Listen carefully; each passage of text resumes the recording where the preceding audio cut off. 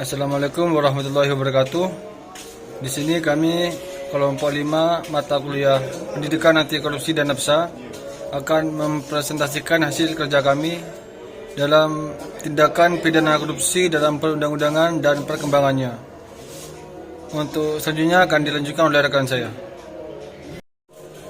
Pengertian tindak pidana korupsi dalam UU nomor 31 tahun 99 dan telah diubah ke dalam UU nomor 20 tahun 2001, yaitu tindak pidana korupsi yaitu bahwa setiap orang yang secara melawan hukum melakukan perbuatan memperkaya diri sendiri atau orang lain atau suatu korporasi yang dapat merugikan keuangan negara atau perekonomian negara dipidana penjara dengan penjara seumur hidup atau pidana paling singkat 4 tahun dan paling lama 20 tahun dan denda yang paling sedikit 200 juta rupiah dan paling banyak 1 miliar.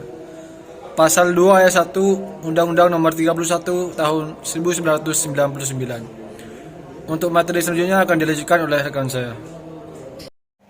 Sejarah perundang-undangan korupsi di Indonesia. A. Delik-delik korupsi dalam KUHP. B. Peraturan pemberantasan korupsi penguasa perang pusat atau angkatan darat dan laut.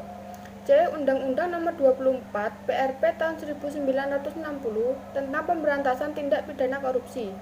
D. Undang-Undang nomor 3 tahun 1971 tentang pemberantasan tindak pidana korupsi. E. Undang-Undang nomor 31 tahun 1999 tentang pemberantasan tindak pidana korupsi. F. Undang-Undang nomor 20 tahun 2001 tentang perubahan atas Undang-Undang nomor 31 tahun 1999 tentang pemberantasan tindak pidana korupsi. Dasar hukum dalam penerapan tindak pidana korupsi. Yang pertama, TAP MPR nomor 9 tahun 1998. Penyelenggaraan pemerintah yang bersih dan bebas KKN. Kedua, Undang-Undang nomor 8 tahun 2010 tindak pidana pencucian uang atau TPPU. Yang ketiga, Peraturan Pemerintah nomor 71 tahun 2000 peran aktif masyarakat. Yang keempat, Instruksi Presiden nomor 1 tahun 2013 aksi pencegahan dan pemberantasan korupsi tahun 2013. Hukum kerangka tindak pidana korupsi.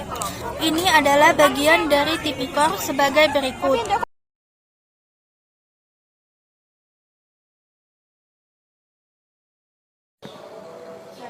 Asas-asas hukum dalam tindak pidana korupsi. Secara hukum, asas legislatif terdapat di pasal 1 ayat 1 KUHP, yaitu tentang tiada suatu perbuatan dapat dipidana, kecuali atas kekuatan aturan pidana dalam perundang-undangan yang telah ada, sebelum perbuatan dilakukan. Dalam istilah lain, Nalem crimen san lege stricta, artinya tidak ada delik tanpa ketentuan yang tegas. Dalam ini sejalan dengan tindak pidana korupsi maupun tindak pidana lainnya tentu harus tercipta terlebih dahulu regulasi yang melegalkan atau tidak melegalkan suatu perbuatan sehingga jelas perbuatan tersebut termasuk dalam tindak pidana atau bukan. Subjek hukum dalam tindak pidana korupsi. Subjek hukum tindak pidana korupsi di Indonesia pada dasarnya adalah orang pribadi sama seperti yang tercantum dalam pidana umum.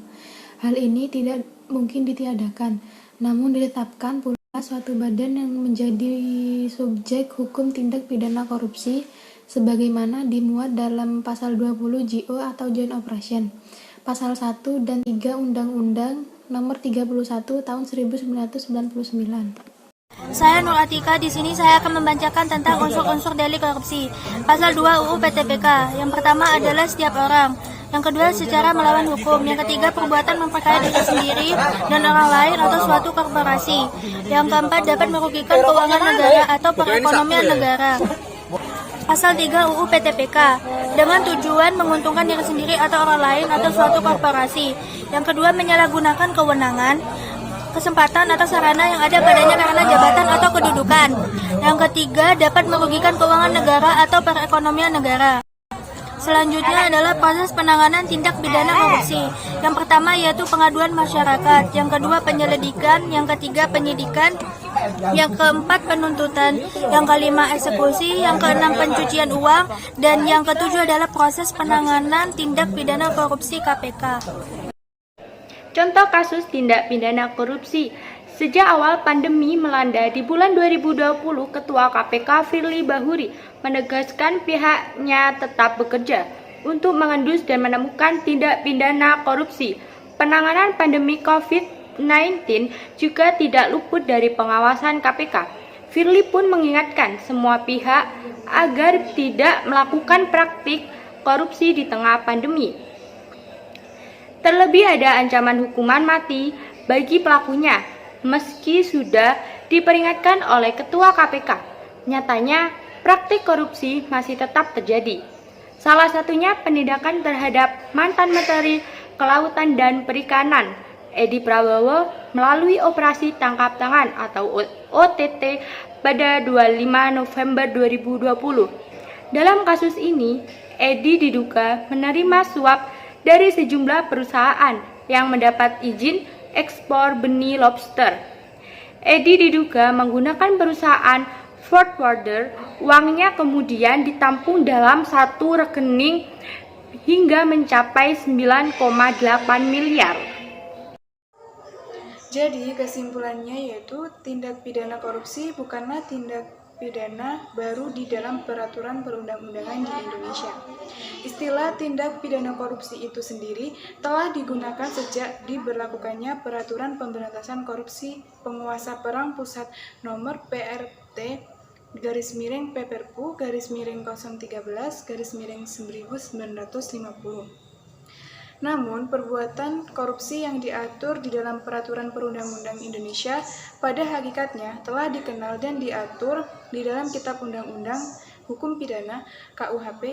Hal ini terbukti dengan diadopsinya beberapa ketentuan hukum pidana dalam KUHP menjadi delik korupsi. Mungkin cukup sekian presentasi dari kelompok kami. Kurang lebihnya mohon maaf. Wassalamualaikum warahmatullahi wabarakatuh.